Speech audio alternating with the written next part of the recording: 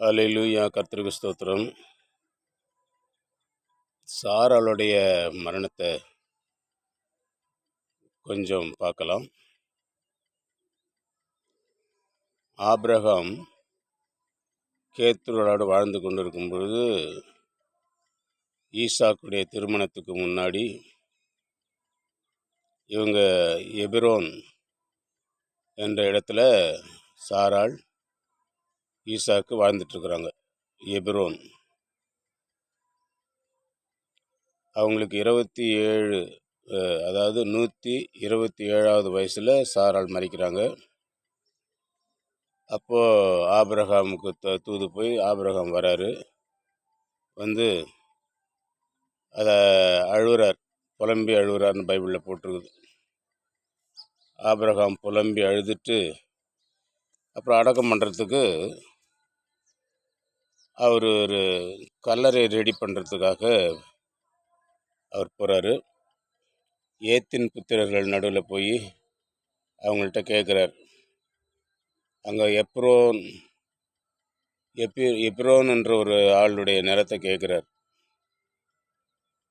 எப்ரோனுடைய நிலத்தை எப்பிரோன் அந்த ஆள் பேர். அவனுடைய நிலத்தை, அவன் நிலத்தில் ஓரமாக மக்பேலான்ற ஒரு குகை இருக்குது.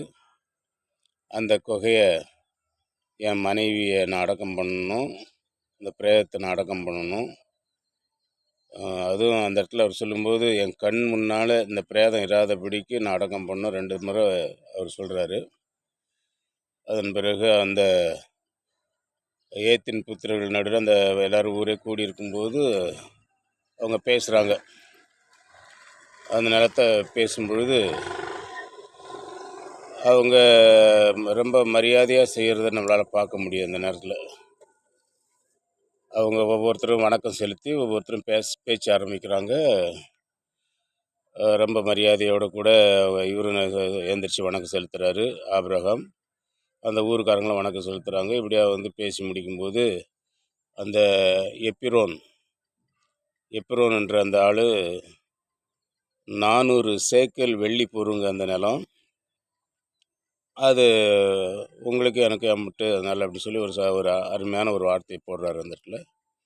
அப்போ ஆபிரகாம் அந்த 400 சேக்கல், அதாவது வர்த்தகரிடத்தில் செல்லும்படியான வியாபாரத்துக்கு தகுதியான வெள்ளி 400 சேக்கல் அளந்து கொடுக்குறாரு ஊருக்கு முன்னாடி. அப்புறம் ஆபிரகாமுக்கு அதை பத்திரம் எழுதி கொடுக்குறாங்க. இந்த நிலமும் அந்த குகையும் உங்களுக்கு தான் அப்படின்னு சொல்லி அவங்க கொடுக்குறாங்க. இதில் எனக்கு உள்ளார ஒரு சிந்தனை என்னன்னு கேட்டால், பலமுறை ஆண்டவர் ஆபிரகாமுக்கு இந்த பூமியை உனக்கும் உன் சந்ததிக்கும் தருவேன் அப்படின்னு வாக்கு பண்ணார். அதன்படியே அந்த ஆபிரகாமுக்கு அந்த கானான் தேசத்தை தந்தார். கானான் தேசத்தை உனக்கும் உன் சந்ததிக்கும் தரேன்னு சொன்ன பிறகு ஆபிரகாம் கல்லறை பூமியை காசு கொடுத்து வாங்குறார். இப்போ ஆவிக்குரிய ஜீவியத்தில் இருக்கிறவங்களுக்கெல்லாம் பார்த்தா கல்லறை பூமி நிறைய பேருக்கு இல்லை. நிறைய பேருக்கு கல்லறை பூமி கிடையாது. எங்கேயாவது கொண்டு அடக்கம் பண்ண வேண்டியதாக இருக்குது. சுடுகாட்டில் கொண்டு அடக்கம் பண்ணுறாங்க.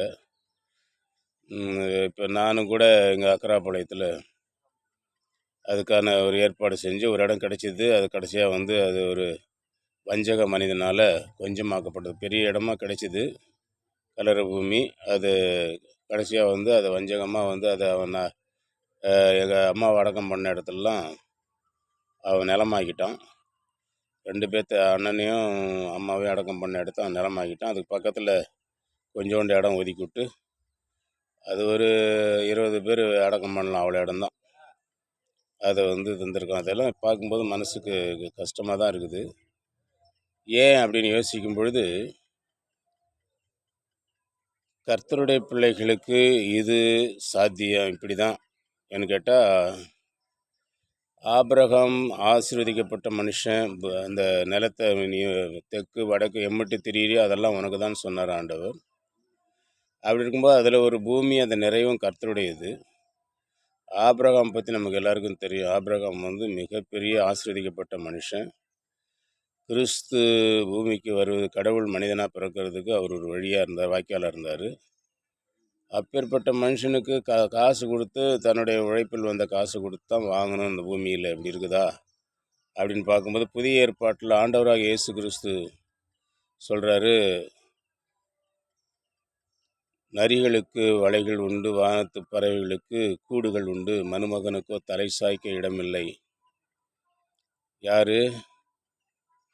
வானத்துக்கும் பூமிக்கும் ஆண்டவர். அப்படி அப்பேற்பட்டவருக்கு அவர் மனுஷனாக பூமிக்கு வந்த பொழுது தலை சாய்க்க இடமில்லை. சொந்தமாக அவருக்கு பட்டா பூமி, தலைச்சு படுக்கிற அளவுக்கு அவருக்குன்னு இயேசு கிறிஸ்து பேரில் ரவகுடல் ஏன்னுக்கிட்ட அந்த பூமியை முழுசும் பிசாசு கையில் கொடுத்துட்டான் ஆதாம். மனுப்புத்திரருக்குன்னு ஆண்டவர் கொடுத்த பூமியை ஆதாம் சாத்தான் கையில் அந்த பழத்தை தின்னதுனால, சாத்தான் கையில் கொடுத்ததுனால, இப்போ கர்த்தருடைய பிள்ளைகளுக்கு எல்லாமே இங்கே எதுவுமே நம்மளது இல்லை. தந்தை பெர்க்மன் செய்ய பாடியிருப்பாங்க, இப்பூமி சொந்தம் இல்லை, இந்த பூமி சொந்தம் இல்லை. யாருக்குன்னா உண்மையாக ஆவிக்குரிய ஜீவியத்தில் பொய் கிறிஸ்தவனுக்கு இந்த பூமி சொந்தம். கல்லறை பெருசு பெருசாக வச்சுட்டு இருப்பாங்க. பொய் கிறிஸ்தவங்கள்லாம் பெரிய பெரிய கல்லறை வச்சுருப்பாங்க. அவங்களுக்கு எல்லாமும் இருக்குது. அதே மாதிரி இந்த உலகத்து மனிதர்களுக்கு பெரிய பெரிய சுடுகாடெலாம் இருக்குது. ஆனால் ஆவிக்குரிய ஜீவியத்தில் இருக்கிற மனுஷர்களுக்கு கல்லறை பூமின்றது மிகப்பெரிய ஒரு கேள்விக்குறியாகவே இருக்குது. ஒரு சிலர் அதை வாங்கி வச்சுருக்கிறாங்க, ஒரு சிலருக்கு அது இல்லை. நாம் அப்படி தான் வாங்கணும் போல தெரியுது பார்த்தா. கர்த்தருக்கு மகிமை உண்டாகட்டும். சாராளுக்கு பூமியிலேயே, பூமியின் எல்லா மனிதர்களுக்கும் தாய் எனப்படும் சாராளுக்கு கல்லறை காசு கொடுத்து வாங்கப்பட்டது. ஆபிரகாம் பெரிய ஒரு ஆசிர்வதிக்கப்பட்ட மனுஷன். விசுவாசத்தின் தந்தைக்கு அவர் 400 சேக்கல் வெள்ளியை கொடுத்து தான் கல்லறை பூமியை வாங்கினார். கர்த்தருக்கு மகிமை உண்டாகட்டும். அதுக்கு பிறகு அந்த கல்லறை பூமியில் அவர் அடக்கம் பண்ணிட்டார். அடக்கம் பண்ணி முடித்த பிறகு இவருக்கு ஒரு செய்தி மெசபத்தோமியாவிலேருந்து வருது. அதாவது எங்கேருந்து விட்டுட்டு வந்தார் பாருங்கள், ஊருன்ற ஊர் மெசபத்தோமியா, ஈராக்கை விட்டுட்டு வந்தார் இல்லையா, அந்த இடத்துலேருந்து ஒரு செய்தி வருது. உங்களுடைய சகோதரன் நாகூர், அந்த நாகூருக்கு மில்கால் தான் பொண்டாட்டி. அந்த மில்கால் 8 பிள்ளைகளை பெற்றிருக்கிறா. 8வது பையன்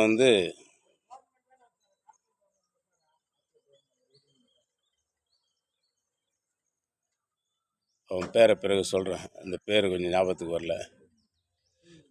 8 பேர். அப்போ அந்த 8வது பையன் ஒரு பொண்ணு பெற்றிருக்கிறான். அந்த பொண்ணு பேர் ரபேக்காள். அதனால் அங்கே நல்லா எல்லோரும் இத்தனை குழந்தை பெற்றிருக்கிறாங்க, இப்படி சொந்தக்காரங்களில் இப்படி பொண்ணு இருக்குதுன்ற செய்தி ஆபிரகாமுக்கு சேருது. அப்போது ஆபிரகாம் என்ன பண்ணுறாரு, தன்னுடைய குடும்பத்திலே என்னென்னைக்கும் கண்காணியாக இருந்தவர், தன் குடும்பத்துக்கு எல்லாத்தையும் கண்காணிக்கிறவர், பணப்பொட்டியை வச்சிருக்கிறவர், வருமானத்தை இவ்வளோன்னு கணக்கெடுக்கிறவர், செலவு இவ்வளோன்னு கணக்கெடுக்கிறவர் ஆபிரகாமுக்கு அருமையான ஒரு உண்மையான ஒரு ஊழியக்காரன் எலியாசர். அவரும் கொஞ்சம் வயதானவர் தான். ஆபிரகாமுக்கு ரொம்ப விருத்தாப்பியமாக இருந்தார். இந்த எலியாசர் அவரும் கொஞ்சம் வயசு, அந்த வீட்டில் பெரிய மனுஷன். ஏறக்குறைய ஒரு 100-150 பேர் இருந்திருப்பாங்கன்னு நினைக்கிறேன். எல்லாத்துலேயும் இவர் தான் மூத்தவராக இருக்கிறாரு. ஆபிரகாமுடைய குடும்பத்தினுடைய பொறுப்பெல்லாம் அவர் தான் பார்க்குறாரு. அவரை கூப்பிட்டு ஆபிரகாம் என்ன பண்ணுறாரு, நீ எனக்கு ஒரு சத்தியம் பண்ணி கொடுக்கணும். என் சொந்த ஊரில் போய் என் சொந்த பந்தத்தில் ஒரு பொண்ணு எடுத்துகிட்டு என் பையனுக்கு ஈசா கல்யாணம் பண்ணி வை. இந்த கானான் தேசத்தில் ஒரு பொண்ணு கூட அவனுக்கு கல்யாணம் பண்ணி வைக்கக்கூடாது. அதனால் போய் என் சொந்த தேசத்துக்கு போய் ஒரு பொண்ணு பார்த்துட்டு வாப்பா அப்படின்னு சொல்கிறாரு. சத்தியம் பண்ணி கொடு. அவர் எலியாசார் என்ன பண்ணுறாருன்னா, சத்தியம் பண்ணி தரையா, ஆனால் ஒரு சமயம் அந்த பொண்ணெல்லாம் என் கூட வரலன்னா நான் கூப்பிட்டு வரலன்னா இங்கேருந்து ஈசாக்கா அந்த ஊருக்கே கொண்டு போகணுமா அப்படின்னு கேட்குறாரு. ஐயோ அப்படியெல்லாம் செஞ்சிடாதப்பா, அது தப்பாகிடும், அந்த மாதிரி செய்யக்கூடாது. எக்காரணத்தை கொண்டும் என் பையனை நீ அந்த தேசத்துக்கு கொண்டு போகக்கூடாது. அங்கேருந்து பொண்ணு வருவா, ஆண்டவர் கண்டிப்பாக வானத்தையும் பூமி உண்டாக்குன கர்த்தர் அந்த பொண்ணு வர சொல்லி வாய்க்க பண்ணுவார். அப்படி வரலன்னா இந்த சத்தியத்துக்கு நீங்களாக இருப்ப, அதனால் என் தொடைக்கும் கீழே உன் கை வச்சு சத்தியம் பண்ணணுன்னா அதே மாதிரி தொடைக்கும் கீழே கையை வச்சு சத்தியம் பண்ணி கொடுக்குறாரு அந்த எலியாசர். சத்தியம் பண்ணி கொடுத்துட்டு ஒரு 10 ஒட்டகம், அதுலேயும் நிறையா இங்கே கானான் தேசத்தில் இருக்கிற நல்ல ஒஸ்தியான பொருள்லாம், சாப்பாடு அதாவது தின்பண்டம், தேன், இந்த மாதிரி பல ரகமான எது இதெல்லாம் ஒஸ்தியோ.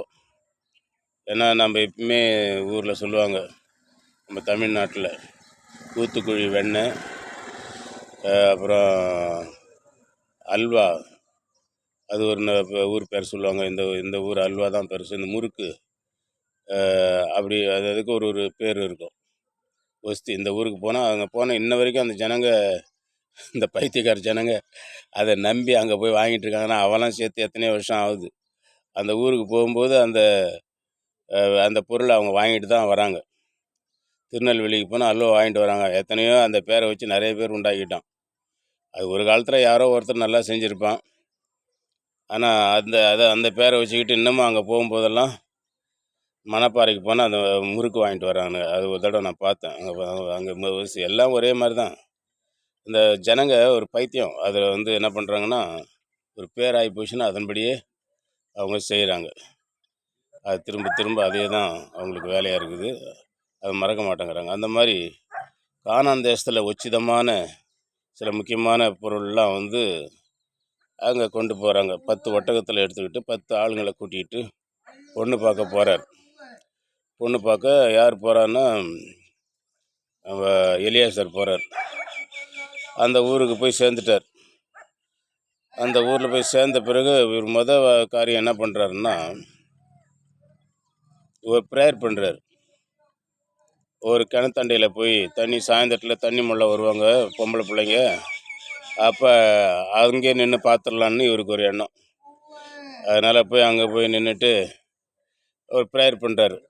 ஆண்டவரே, ஆபிரகாமின் தேவனே, ஈசாக்கின் தேவனே, நான் உங்ககிட்ட ஒரு ஜெபம் பண்ணுறேன். அதன்படியே ஆண்டவர் நீங்கள் எனக்கு உதவி செய்யணும். இந்த தண்ணி குடம் எடுத்துகிட்டு வர இந்த பொண்ணுங்களில் நான் தண்ணி கேட்பேன். அப்போ அந்த தண்ணி எனக்கு குடிக்கிறதுக்கு கொடுங்கன்னு கேட்பேன் அந்த பொண்ணுங்கள்கிட்ட. அப்போ அந்த பொண்ணுங்க நீங்களும் குடிங்க, உங்கள் ஒட்டகத்துக்கும் தண்ணி ஊற்றுறேன் அப்படின்னு சொல்லக்கூடிய பொண்ணு தான் உங்கள் பிள்ளையாகி ஈசாக்குக்கு நான் நினச்சிக்குவேன் அப்படின்னு சொல்லி ஒரு சின்ன ஜெபம் பண்ணுறாரு. ஆனால் வசனம் எப்படி போட்டிருக்குன்னா, சொல்லி முடிக்க முன்பேன்னு போட்டிருக்குது. எவ்வளோ ஆச்சரியம் பாருங்களேன். எந்த ஒரு காரியத்துக்கும் ஆண்டவரை முன் வச்சு போனவங்க பின்னடைவு இதே இல்லை. ஆண்டவர் முன் வைக்காமல் தான் திறமையை முன் வச்சு போகிறவங்கெல்லாம் நிறைய பேர் வீணாக போயிட்டாங்க. அதனால் ஆண்டவரை முன் வச்சு எப்போ போனாலும் ஒரு ஜெபம் பண்ணிவிட்டு எந்த ஒரு காரியத்துக்கு முன்னே ஜெபம் பண்ணால் அது சக்ஸஸ் அப்படின்றது இதில் பார்க்கலாம். எலியாசார் வாயை மூடுறதுக்கு முன்னாடி ஒரு பொண்ணு குடத்தை தூக்கிட்டு வருது. அது யாருன்னு பார்த்தா ரெபேக்கா. அதே மாதிரி தண்ணி குடத்தை தூக்கிட்டு தண்ணி மொழ்றா. தண்ணி மொழிட்டு வெளியில் வந்த உடனே இவர் போய் எலியாசார் போய், அம்மா எனக்கு கொஞ்சம் தாகமாக இருக்குது, தண்ணி குடிக்கிறதுக்கு கொடுமானோடனே, அதுக்கு என்ன ஐயா, உங்களுக்கு நான் கொடுக்குறேன், நீங்கள் குடிங்க, உங்கள் ஒட்டகத்துக்கும் தண்ணி மொண்டு ஊற்றணும்னு சொன்னால் இவருக்கு ரொம்ப பெரிய ஆச்சரியமாகி போச்சு. நம்ம ஜெபம் பண்ணபடியே கரெக்டாக சொல்லி முடிக்கிறதுன்னு வந்துச்சு. அதே மாதிரி நான் கேட்டேன், தண்ணி எனக்கு கொடுமான்னு கேட்டேன், ஒட்டகத்துக்கு ஊற்றுறேன். அவர் மனசுக்குள்ளே நினச்சது அப்படியே சொன்ன உடனே தரையோட சாஷ்டாங்கமாக விழுந்து கர்த்தரை ஆராதிக்கிறார். ஆண்டவரே, இவ்வளோ சீக்கிரமாக எனக்கு வாய்க்க பண்ணீங்களே, நேர வழியில் எனக்கு கொண்டு வந்தீங்களே, உங்களுக்கு ஸ்தோத்திரம்னு சொல்லி அவர் தரை மட்டும் வணங்கணும். இந்த அம்மா அப்படியே பார்த்துட்டு நிற்கிது. அம்மா, நீ யாரும்மா, நீ என்னம்மா, நீ உன் ஊர் என்னம்மா, உன் பேர் என்னம்மா அப்படின்னா, நான் நாகோர் பெத்த பிள்ளைக்கு பத்துவேலுடைய மகள் அப்படின்னு சொன்ன. பத்துவேல், இவங்க அப்பா பேர் பத்துவேல், ரெபேக்காளுடைய அப்பா பேர் பத்துவேல். இந்த பத்துவேலுடைய மவ தான் நான். இவர் அதை விட இன்னும் சந்தோஷம், ஆபிரகாமுடைய சொந்தக்காரங்களே நம்ம பார்த்துட்டோமே, ஆண்டவர் நமக்கு எடுத்துட்டாருன்னு சொல்லி ரொம்ப சந்தோஷமாயிட்டு உடனே தண்ணி ஊற்றுறேன்னு சொன்ன உடனே தண்ணி மொண்டு ஊற்றுது ஒட்டகத்துக்கெல்லாம். ஒட்டகத்துக்கு ஊற்றினோடனே, சரி நான் உங்கள் வீட்டுக்கு வரேம்மா, அந்த உங்கள் வீட்டில் தங்கணும் நான். அப்புறம் அதுக்குன்னு ஐயா வாங்க, எங்கள் வீட்டில் நிறைய ஒட்டகத்துக்கெல்லாம் சாப்பாடு இருக்குது, தீனி இருக்குது, நீங்களும் தங்கலாம் வாங்க அப்படின்னு சொன்ன உடனே இவர் என்ன பண்ணுறாரு, தங்கத்தால் செய்த இந்த வளையல்லாம், தங்க வளையல் இதெல்லாம் எடுத்து கையில் மாட்டி விடுறாரு.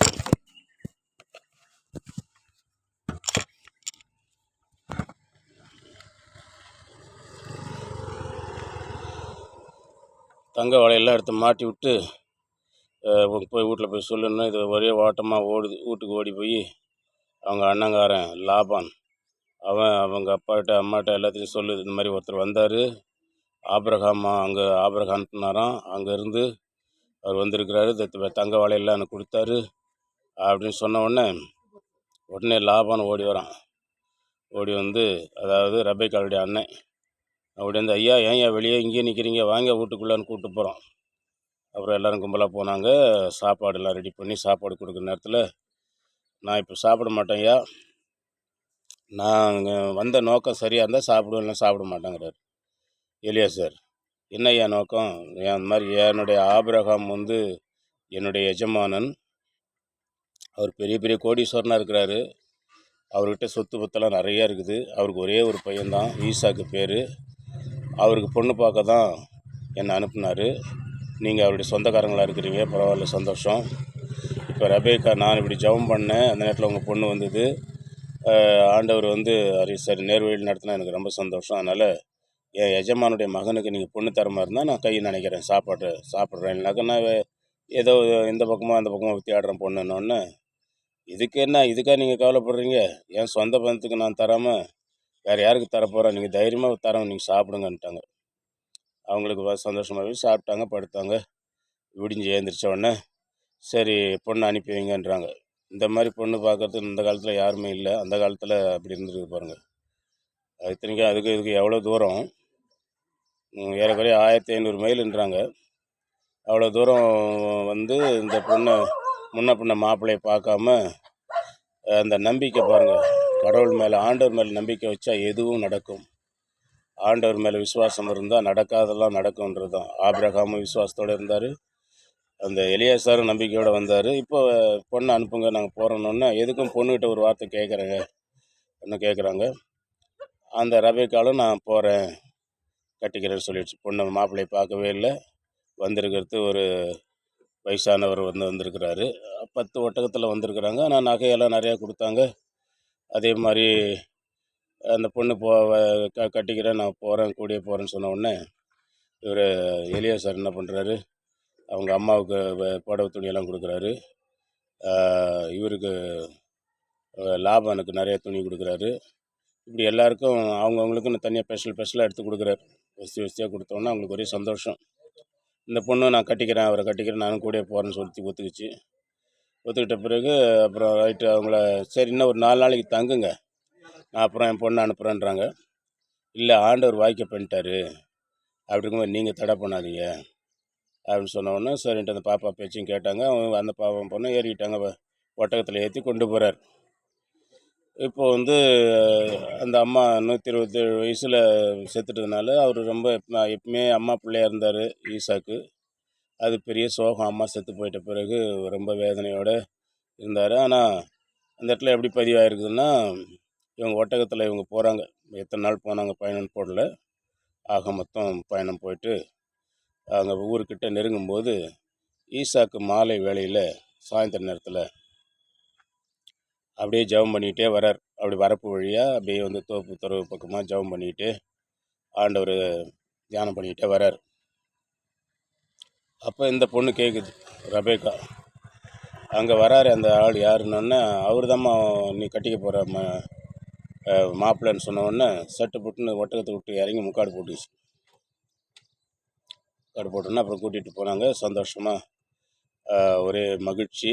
அவங்க கல்யாணம் பண்ணி வச்சாங்க. அவங்க கல்யாணத்தை பற்றியெல்லாம் அதிகமாக போடல. என்ன போட்டிருக்குதுன்னா, சாராளுடைய கூடாரத்துக்கு கூட்டிகிட்டு போயிட்டார். ஈசாக்கு கூட்டிகிட்டு போய் கல்யாணம் பண்ணிக்கிட்டார். அப்போது அதை பற்றி என்ன போட்டிருக்குதுன்னா, ஈசாக்கு அம்மா செத்து போன துயரத்தை ரபேக்கா வந்த பிறகு அந்த துக்கம் மாறி போச்சு, மகிழ்ச்சியோடு வாழ்ந்தார் அப்படின்னு சொல்லி போட்டப்பட்டிருக்குது. மீதி அடுத்த பதிவில் நாம் பார்க்கலாம். இது சாராளுடைய மரணம், ஈசாக்குடைய திருமணம், இதோட நாம் கொண்டாந்துருக்கிறோம். இதில் நாம் பார்க்குறது என்னென்னா, தேவன் மீது விசுவாசம் வைத்திருக்கும் நடக்காததெல்லாம் நடக்கும். ஏன்னு கேட்டால் இவ்வளோ தூரத்தில் வந்து அந்த பொண்ணு வர்றது நம்பிக்கையாக வந்தது, ஆண்டவரால் வந்தது. இவர் ஜெபம் பண்ணது, ஆண்டவர் அந்த ஜெபத்தை கேட்டார்.